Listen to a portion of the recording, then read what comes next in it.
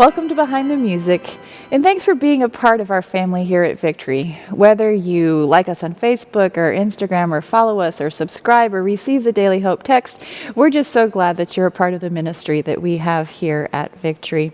It's always a pleasure for me to get to join you, and today you'll see I'm at the piano. This week, we are honoring Pastor Larry and Judy Kassebaum. They have served here at Victory for 24 years, and now Pastor Larry is retiring. And this weekend, for our service, we are doing a whole service with things that they love, their favorite scriptures, favorite hymns, favorite songs. And the anthem that the choir is singing is perhaps Pastor Larry's favorite choir anthem. It's called Bound for Greater Things. Let me read the text for you. We are bound for greater things, bound to walk a higher road, drawn by dreams and led by visions. We will know the grace of God. We will leave the past behind. We will fly with eagle's wings. We will run the race before us. We are bound for greater things. This song was written by the American singer and songwriter Ken Medema. Ken was born blind, and he could only see shadows, light and dark. And from an early age, music was very important to him. He started playing the piano when he was only 5, and a few years after that, he started taking lessons. Through the magic of Braille music, he was able to learn classical repertoire, but he also spent a lot of time practicing playing by ear and improvising. That was something that came naturally and also a skill that he practiced and fostered. When he went to college in Michigan, he majored in music therapy because he knew that he wanted to help other people through this gift of music that had helped him in his life. He also discovered that it was a way for him to share his Christian walk. He started writing songs based on his love of God, things that were happening at the church, religious type things, and he started touring. Pastor Larry has a fond memory of when Ken Medema came to his church in Nebraska. He sat and listened for the sermon, and then afterwards, he improvised a song based on what he had learned that day. And Pastor Larry still talks about when he heard that. So this is something that's very important to Pastor Larry, and we're glad that the choir at Victory is going to be able to share it for you this week.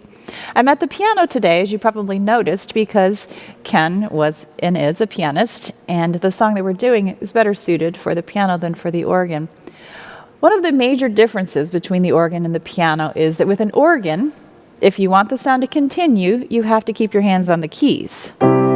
As soon as you release, the sound disappears. On the piano, we have a pedal called the sustain pedal. It's the right pedal. If I hold it down and play the same chord, I can now remove my hands, but the sound continues. The sustain pedal has lifted up the dampers off of the strings. The strings continue to sound until I take my foot off of the pedal.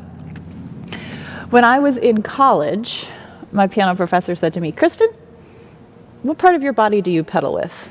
Me, being the smart person that I am, raised my eyebrows and said, "My foot."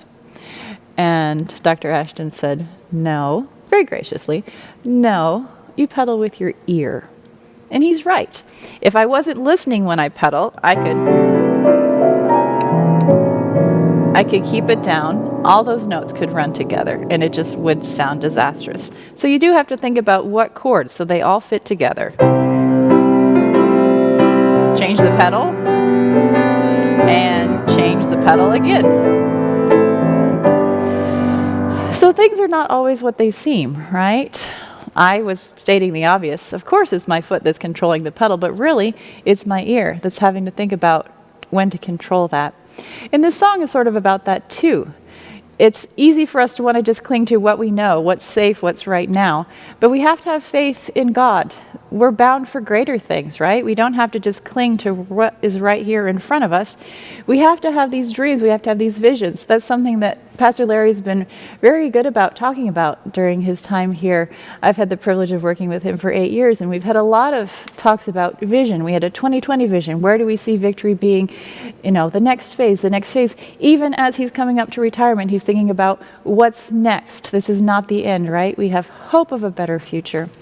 So this weekend, I hope you'll think about following those dreams, praying for those visions so that you have, an idea of the greater things that we're bound for. And I hope that you'll tune in as we live stream Sunday at 9:30 and listen to our choir sing this anthem for you.